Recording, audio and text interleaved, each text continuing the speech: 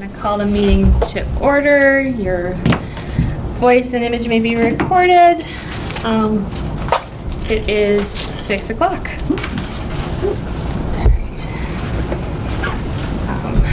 We have a guest tonight. I don't know if Carolyn, if you'd like to introduce yourself. Sure, I'm Carolyn Reed, and I'm the Executive Director of Habitat for Humanity North Central Massachusetts. Great. And we're hoping that at some point we may be able to work together. So we wanted Carolyn to come in and talk about what that might look like or what she might be looking for an affordable housing project. You want me to take get the started? floor. I was gonna Okay. say, Okay. I think we start with that, we'll do Yeah. our business stuff. Yeah, I like to afterwards. let the guests Yep. go first because then Okay. you don't have to listen to all the nonsense. I serve on the Lancaster Affordable Housing Trust. Good. Oh, I'm a awesome. little familiar. Yeah. Yeah. So we have been serving the area for 35 years, almost 36 years, and we serve 30 cities and towns from Acton out to Athol. And we try to build in every town, but we have yet to build here. So we would love to partner with you guys on that. We actually have two programs that we use to serve our clients. One is the new home build, and we build 2 houses per year. Right now we're about to finish one in Fitchburg. We've got another one started in Fitchburg and one in Leominster, and we finished one in Acton this summer. So those are our upcoming ones, and we're looking for what our next build is going to be after Leominster. So we build 2 a year, and then we repair up to 24. So that's any existing affordable house. We will help people to stay in their home by performing critical home repairs. So that's a lot of roofing projects. We've done accessibility remodels, energy efficiency we'll do, rot repair, anything that people need to stay in their home. About half the clients for critical home repair are people on a fixed income because it's really, really hard to come up with all that money to do a roof. So we do a lot of those as well. So the people we serve earn less than 60% of area median income. So that's who we target. We sometimes go up to 80%, but we find there's a whole lot of people under 60% of area median income that need safe, secure housing. So I did bring a couple of pictures. That house that we're building right now, we've done several duplexes. We did one in Ayer, 2 in Fitchburg, but we've been doing a lot of single family houses, and we did 2 of them in Ashburnham on adjoining lots. And we've kind of standardized on this house because it's very highly energy efficient. It's a ranch, and it's built to be, it was designed to be accessible. So no matter what, the house will be visitable by someone in a wheelchair or who needs extra space, but it can be accessible very easily. And the one we just completed in Hubbardston a year ago, one of the daughters needed that accessibility, so it was very easy to do. We do try to put solar panels on all our houses now. They are all electric going forward. And the house that we built in Hubbardston with the solar panels has a HERS rating of 1. So we're really, really close to net zero, which is great for the environment and also fabulous for the family, because with solar panels and a highly efficient house, they don't have to pay as much to stay in the house. And we always make sure that the families spend less than 30% of their income on their housing costs. So they will have a mortgage, it's 0%, and it's structured for their income to make sure that it's less than 30%. So for example, the family in Acton is paying $990 a month, and that's for the principal, insurance, and taxes. And then we do work with our families through the life of the mortgage and beyond, because we have had a few now that we're over 30 years that have paid off their mortgage. So we do stay with the families, we do financial counseling. During COVID, we did have a forbearance program, so if they lost their job, we would just add the payments to the end to make sure the families could stay in their houses. So the way we generally work with towns is all of our houses will be deed restricted, and I'm never remembering the new name of DHCD, some letters. So we use a DHCD deed restriction to make sure that they're affordable in perpetuity. And we work with the town generally as a LAU. So we do local action units. So it's under 40B, but it's a very specific, you guys probably already know this. Yeah, so we find it a great way to partner with the town. Because we'll write the LIP LAU application, but it's the two of us who have input to it, the town and Habitat. And we really work together on that. And we go for variances if we need them, but we try to not need them. So we try to fit within the land, and because we have a house with such a small footprint, it's easier to meet the setbacks and everything we need to meet. So we usually do a LIP LAU. We've worked with a lot of towns who've issued an RFP for tax title properties. So the two that we're building in Fitchburg they were both RFPs through the city that we responded to. Acton was an RFP from the town. We also get land gifted to us sometimes by individual homeowners. So the land in Ashburnham was a little different case, but it was a landowner, and it was actually part of their deed in lieu. They had kind of a 40B. They had an affordable housing development, and they bought this land so we could build the affordable houses to meet their goal. And they did other things for us too. They did the site survey. But we sometimes have individual landowners, and then we do partner with some developers to do their 40B, to do their affordable houses. That's not our favorite way to do it because those units have to get built anyway, so it's not really a net add. But for some builders, they wouldn't be able to do that, and so we do help with that. So we'll do the LIP LAU, and then expect the builder to contribute some to the building of the house. Depending on the town, so we have to raise all our funds to build everything within our service area. So we apply for a lot of grants. Right now, in Fitchburg, 2 of the grants are from HUD. They're from HUD through the city, through Mass Housing through the city and to us. So that's the partial funding for that. In Acton, we did utilize CPA funds, and they have an affordable housing trust, Acton Community Housing Corporation. So we did apply for funds through that as well. So they funded that house in total about $110,000. And then we had a Federal Home Loan Bank grant, we had a Wells Fargo grant, a whole bunch of little grants, United Way grants, to make up the rest of it. Usually our house costs to build about $300,000, and we sell them for $200,000 and less generally. So they are subsidized. We do build them, as you guys know, using volunteers. So we have a full-time construction manager, and I have 3 part-time site supervisors for critical home repair. And we take teams of about 8 to 10 volunteers Wednesday through Saturday. And in the last several builds, we've also partnered with the tech schools, which has been fabulous because they get to learn on the site. We buy all the materials, and it saves us money on plumbers, electricians, HVAC, and some of the carpentry. Yeah, we've done a lot of projects in town with ASPED. And they've reached out, and we haven't worked with them yet, but we're dying to. They've done a really good job in the ones that I'm aware of. So. Good, yeah. Yeah, and the instructors like it. So we've worked with Monty Tech, we just worked with Minuteman, and we've worked with Neshoba when we were in Air, when we built the duplex in Air. All right, so any questions? What makes for a good plot? Like if we were looking for a plot in Berlin, you know, there's some tax title, there's definitely some homeowners or landowners who might have some interest. What makes for a good plot? The ones we never get are flat and perked. So the one we're building on in Fitchburg right now is on Taft Street, which if you know Fitchburg, it's like a really hilly city, and this is the steepest hill in Fitchburg. But we're kind of at the top, so it wasn't that bad. So we do any buildable lot. So a lot that would meet the setbacks and the requirements without a lot of variances is the perfect lot. For a while, we weren't doing private water, private septic, but we've done several houses now, and it's working fine. Because all we don't have any public. Yeah. Well, here, that's, so, yeah. and in our 30 cities and towns, I think we have 15 of them without much public sewer, so we've done that, and it's been working great, as I said. So we've done, the one we just did in Acton was a tight septic system, and it was a little bit more expensive, but we were able to do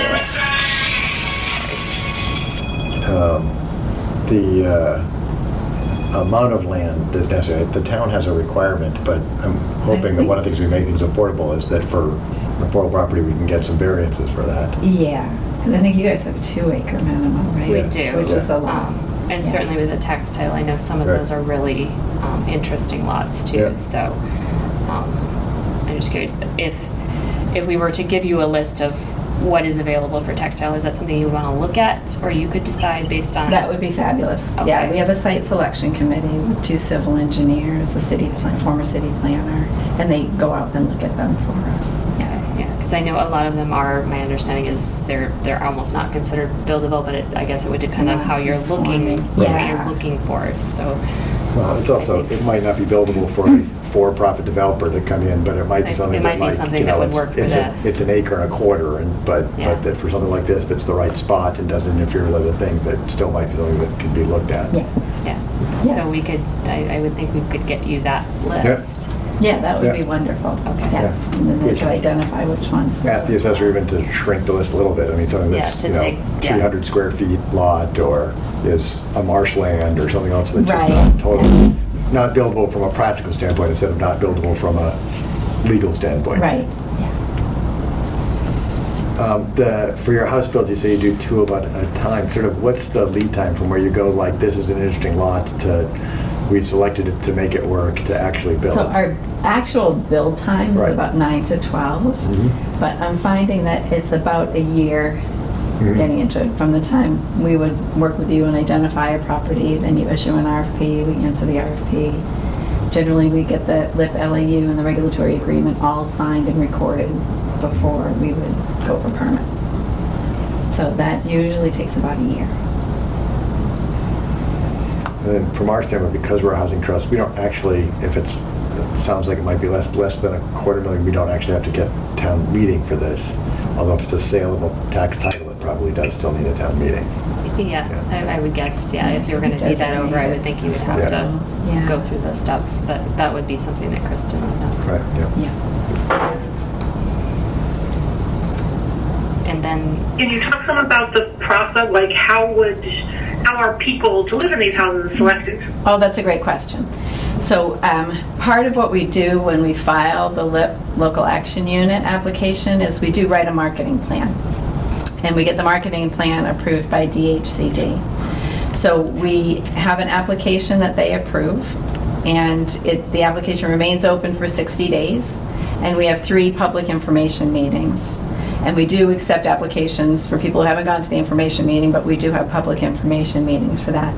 Part of the marketing plan is we advertise it everywhere we can think of, the affordable house. So we place ads, it gets on the mass affordable housing listing for people to look at. We reach out to the Spanish American Center, the United Ways, Boys and Girls Club, anyone we can think of to get the word out about the application. And then we assess the applications for 3 criteria. So the first is the family has to earn less than 60% of area median income. And we do follow a formal mortgage process for that. So we have 2 loan originators who assess the applications for that. And once the family meets that criteria, then we look at need and willingness to partner. So the families have to have a need, so be living in a place that isn't secure, might not be the right size, too expensive, unsafe, overcrowded. So we look at their need. And then we look at willingness to partner, because the family has to help build the house. And for a single adult family, it's 200 hours, and for multiple adults in the family, it's 350 hours helping to build the house. So we ask them how they're going to do that, how they would arrange their life so they could do that, so they could be able to help build the house.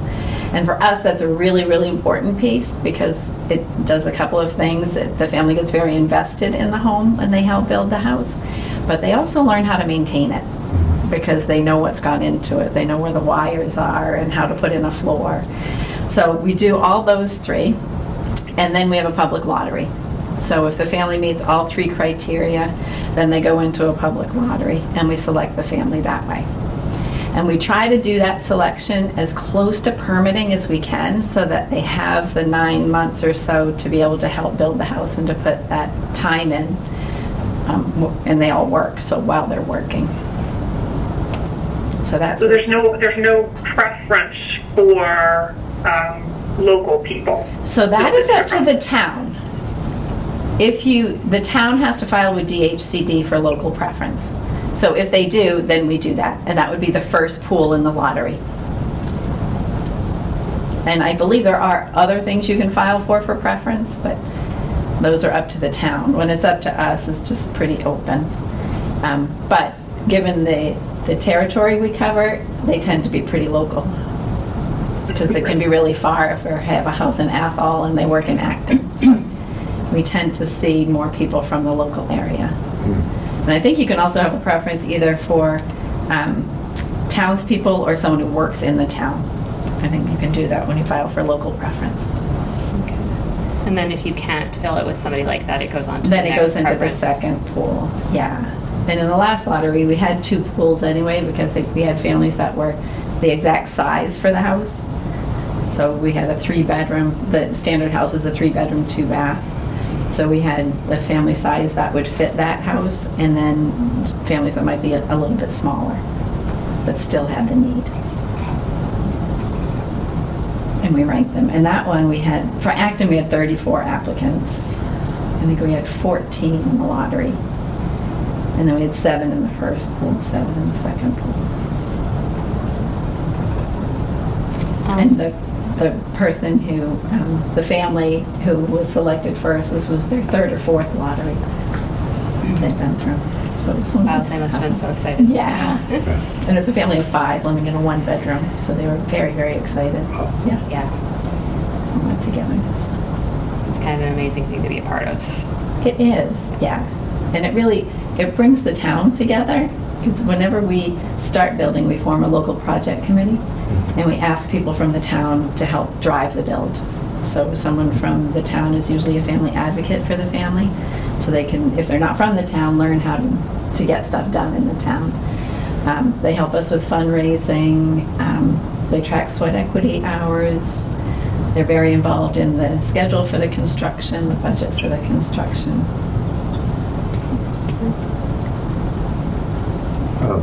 So for the remodel projects, how are those properties, how are those selected? So it's the same basic criteria, so it's need, there's not as much willingness to partner. We do ask for 8 hours of sweat equity for every 1,000 in material cost, but a lot of the homeowners we work with aren't able to do the physical construction. So sometimes they make thank you notes or do whatever they can do to contribute to sweat equity. So the income requirement is the same, the need is the same. And then on the financial side, we also look at expenses to make sure that they'll be able to stay in the house. Because we don't want them, they will have a pay it forward agreement. Sometimes it's only $10 a month. But if they're so far underwater, then we try to counsel them for other living arrangements other than staying in the house if it's not going to be long-term. So that's the added piece for critical home repair. And for those, we look for affordable houses, which generally means less than 1,800 square feet, unless it's a very large family. When we started the program, we wouldn't do any income-producing properties, but now we do if it's owner-occupied still, if one of the units has the owner of the home. Do you look for the funding of that? Like, if we want to do something like that in this town, is there a mechanism to make that happen, or?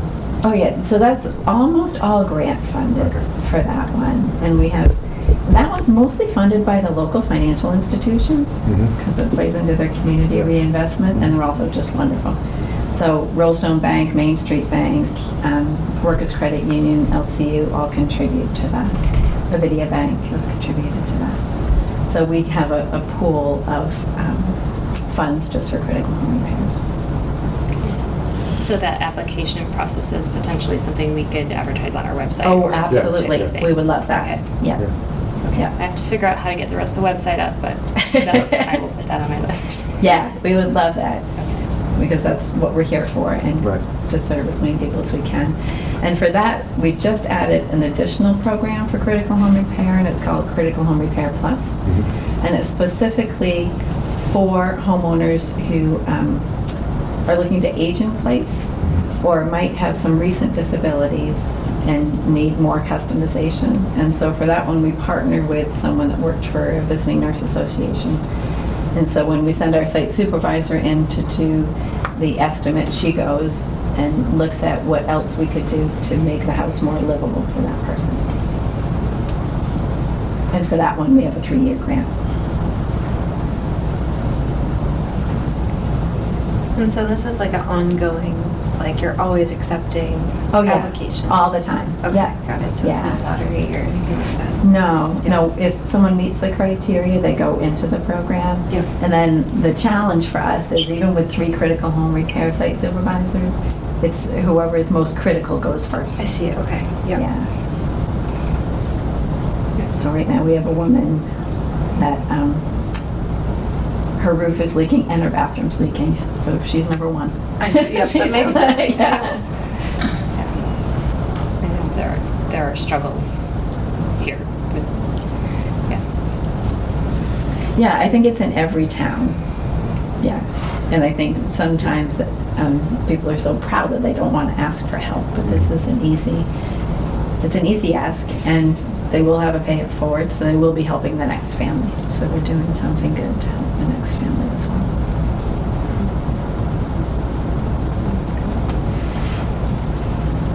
Are there any more questions? Does anybody, Beth, you have anything? I was just thinking about, you talk about building duplexes and single-family homes. Do you have, I don't know if your mission allows you to look at like tiny homes or clustered homes, or are you all interested in those sorts of projects? We are. We haven't done it yet, and I don't have a design for one yet, but I know other affiliates have done it. So we're not opposed to it. My affiliate just hasn't done it yet. And the standard design that we have right now is just under 1,200 square feet for a 3-bedroom, 2-bath. And it actually is a fabulous design. It has the cathedral ceiling, so it feels really spacious. It's our best one yet. Although I liked our duplexes, the ones we've done side-by-side capes, side-by-side colonial, and an offset cape. And those are both, they're all really nice designs as well. Yeah. I know there's been discussion of doing something with cottage housing here. Yeah. So that's, I think ours, because Mark O'Hagan's actually on our site selection. I know he's done the cottage style, or he's about to in Stowe, or Lancaster somewhere. Ours are about the same size as what he's doing, so it's pretty similar. And part of what we do, and this is more like a cottage, if the land has a lot of ledge, we end up doing a slab on grade rather than a basement. And when we do that, we will build a shed as well, but it's one way to keep it smaller and less expensive. so I guess from our standpoint, the 2 action items would be get you that list of text title properties and try to get your information up on our website so people know that you're out there and this type of thing is available. Yeah. Anything else? We're at some point to, like, as much as I would think that, like, you want to do a project, we want to give you money to do a project, are there going to be rules like, you have to do an RFP if, like, we decide on a project? And I don't know who else is in the industry doing the type of stuff that Habitat does, but... So the only other people that might bid, if it's a larger lot, you might get a community development corporation who might bid on it. And that would be great too. Either one of us would be fabulous Yeah. to do it because it's more affordable housing. Yeah. Sometimes for-profit developers, I know when we bid on Fitchburg, one of them had 2 other people, but in a smaller 1 or 2 or even 4-unit development, it's hard for a for-profit to get the return that they want and meet less than 80%. So then you get them just trying to look for someone making like 78 to 80% of area median, and that's really hard to find.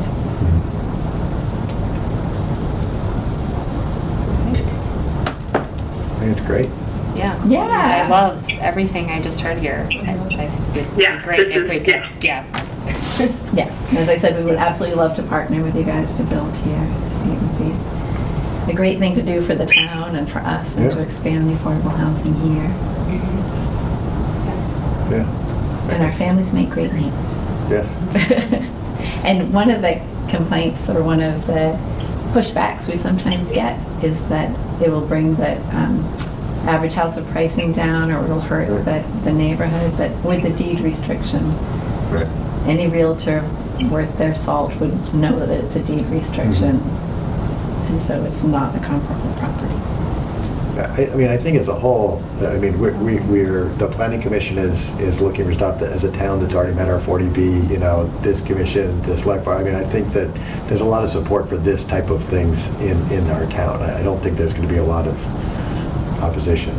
Yeah, I think if somebody came and tried to build another apartment complex, you might see Yeah. pushback. But Right. this, I think we are in firm ground. Right, yeah. So hopefully, I look hopefully forward- we will find that there is a property available Yeah. that we can. Yeah. So. Yeah, and then we can start that process. Sounds Well, if you have great. any other questions, you've got my email. Yeah. I'm happy to come back. I'm happy to send more information. Excellent. Thank you so much. Yes, thank you. This was yeah. very educational. Good, yes. That was great. Well, thank you, and Yeah, thank you very have a much. good rest of your meeting. Thank you. Yeah, Yeah. yeah, pretty much everything there was amazing. Yeah. Because it's hard for us to get some of those other companies that want to build those big projects. We don't have that.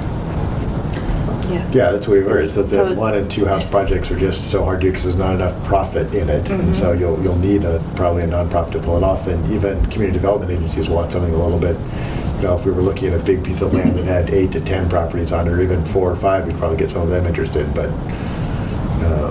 and I just, the idea of the sweat That's a equity, I mean, this is a different animal. town that, like, Yeah. I'm sure if they're doing Yeah, it, I they'd don't find, see- yeah. they'd find neighbors and friends to also come join them, and they'd know half the town by the time they moved in, I think, so. Yeah.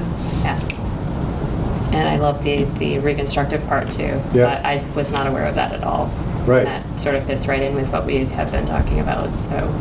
And it doesn't take any of our money. Right, yeah. It's just sort of Yeah. getting the word out. So one of the things I talked to, Eloise was asking about minutes, and I said, oh, we haven't approved them yet. And she said, you don't have to approve them. You can put them up and then amend them should something be off. So Right. we can indeed post them. Okay, perfect. I have them if we want Yeah. to go over them. Do we not have to approve? But we do have to approve them. Right. But, But not to Does- post does- them. but you can post them, and then if there needs to be a correction, we Right. can do that after the fact. Got it, okay. I suspect that would be an infrequent occurrence. Right. I think everybody has seen the minutes, right? So I vote to approve the outstanding minutes that we have so that they can now be posted, and the ones for tonight Yeah. we'll just post and approve next time. Okay, perfect. So we don't have to read them or anything? No, you don't have to. No, read them all. nope. No, no, Okay. that'd be- We just, I said, is that it? Yeah. Eyes? yes. Yay. The informality of all this stuff too. Perfect. And did anybody go into any meetings this month? The Aspet Valley, we have not had a meeting. The next meeting is 9/19, which we will be getting the updated SHI reports. There is a CHAPA housing forum, which I'm not familiar with. It is in Boston on the 12th and 13th. There are 2 separate ones. We are not members, and that is $50 to attend. My guess is, should anybody want to attend, that would fall under something that we could revote Yep. for. Okay. One meeting is on make a case for more homes, how to present it to the community, and the other is how to communicate the need within the community positively. So, possibility there, but it is in Boston and it is in the morning at 9:30. So, both of them Makes it, yeah. Yeah, hard to difficult. get to. Yeah. kind of fun to get to, but that was passed along through the consortium. And then I think Eloise sent around Yep, and I did sign up for that, so Yeah, if I'll anybody probably- else wants to go to that too, I think it'd be the more, I'm gonna go to at least part of them. okay, Mhm. yeah. I Yeah. think that would be helpful for everybody, so. Right there. The Central Mass Regional Planning Commission Housing Committee actually met today Okay. at noon. It was our chance to meet the new housing coordinator who has started. It's been hired. Yes, has been hired. Oh, I yay. think it was the third round of candidate interviews before there someone we agreed to actually took the job. I'm going to butcher her name is Jessica, and she's just like, this was a like, hi, I'll be your point of contact to start off with. They start off by inviting her to meetings. I'm like, you can't really make 6 o'clock tonight, like in 4 hours from now, right? Jokingly, but I'm going to be getting her contact information, and we'll reach out and see if I can get her for our next one. meeting. I said, that some of the towns had a chance to say a few things of what they're working on, and I said, really, we're getting off the ground. That ours at town, like I actually just said that there's the political will in town. There's some funding available. We've been learning what other towns are doing and just sort of beginning to put together our stuff. But like getting us from the like here's some neat ideas stage to something actually running would be really great to work on. We think some staffing help will get us there. So she comes from the Cambridge Housing Authority Trust. It was Cambridge Housing were the first two words, but the third word was in the title. I've forgotten. But she has a public planning background. She's, I think, really excited about what's going on. And because she's working with a bunch of towns, is going to pull what they're doing into some of this stuff, too, because she's going to be working with a half dozen other towns. It was bummed that of the, 8 or 9 towns part of this, I think only 4 or 5 of us were actually at the meeting, which gave us a chance to say more than, I got a chance to say more than I would normally do when I'm in a room full of nothing but other city planners, so, or city planners, I'm not one. Yeah. No, that's fabulous, because I Yeah. wasn't sure if they had moved forward on that yet. Right. So, yeah, that, I think we've kind of have been spinning our wheels and sort of waiting Yep. to get that person, so. Yay. Yeah.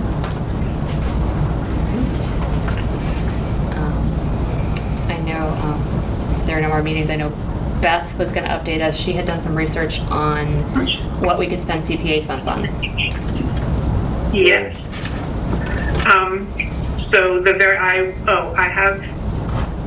will send, for the minutes, I'm sending there's a pretty link and there's a less than pretty link for the minutes.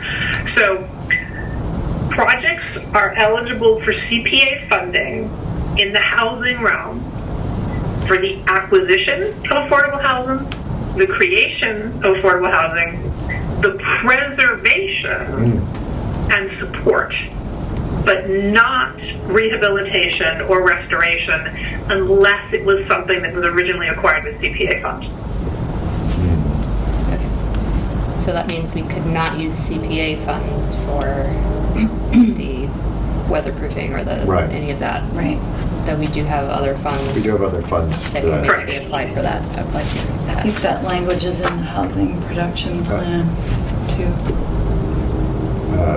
I've always thought that if we had another sort of horseshoe pond type thing that's a big acre plant that conservation wants but not quite enough money for it, if it carved off a housing lot that we could use a portion of the CPA funds to pay for that housing lot of that larger property, because that's happened several times in town where they've tried to buy conservation land but need to sell a housing lot or two to make it work. Yeah, we could just. That we could make that housing lot affordable housing so that the land continues to have a public use to it. That's a nice idea. Yeah.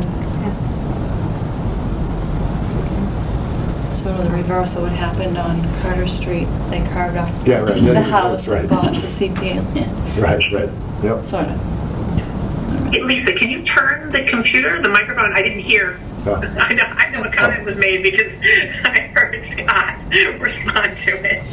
Okay. Thank you. Better? Ooh, you're even louder now, but you were kind of loud before. But, Well, I said deliberately next to the computer because nobody can hear my voice, so. You are coming through loud and clear. So what else, what's our next, this is August. Yep. So I think the steps are, like I said, it's getting, I can talk to whoever the new assessor is Mhm. about the tax title property and we can get that list over to Carolyn. Right, I think the new person starts the 1st. Okay, so I'll give them a little time Yes. before I walk in and ask for that. I think there's an admin person there, because if it's just a list and not a policy thing, there might be a person who can. Who can actually just generate Right, it. yeah, They may just have generate it. the list and send it out, Okay. yep. I can do that. Matter of fact, Paul, the accountant, might have a tax title list Okay. too. So I can check with both of those. And then we will see if we can get the new planner in for the next meeting. You guys will go to the meetings. Hopefully, we will be able to, all of us attend or most of us attend the seminar that's happening. Anything else for next meeting? Did anyone go over the housing production plan at all, or have any comments on that? I It's- think yeah, I was pretty familiar with. It looked fine, yeah. Yeah. I know that at my meeting today, they were really excited that Berlin's is showing up any moment now. And I'm like, oh, okay, sure, it's showing up any moment, I'm sure. But, I mean, it's gonna lower a little bit Yeah. because of the census, but we're still gonna be well over. Yeah. And it's not, I mean, I don't think anything's in jeopardy. I think the list is pretty clean at this point. I don't think there's any action we need to really take on that at this point. And it's great that somebody else is maintaining that now, because I know there were struggles with Mhm. that particular piece. So having help is Yeah. good. At the CMRP meeting, some towns talked about how it's taking work and effort and the amount to get into the list, the affordable housing list. And I'm like, oh, well, we just get this report that it didn't occur to me how much work it might have to get to. At least once you have it, then updating it should be pretty easy. But towns that Yeah. don't, it can be a mess. Yeah, and even I can just remember like struggling to get certain things on the list that probably should have been, or, you know, those different pieces. It's been difficult to get a clean list, but I think it's there now. And now it's, yeah, we have a person. Mhm. We're becoming a grown-up town.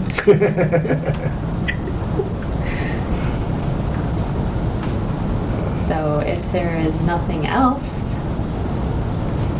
No, I'm good. then I would motion to adjourn. Second. On favors? Okay. Favor? Whatever. All right. Thanks.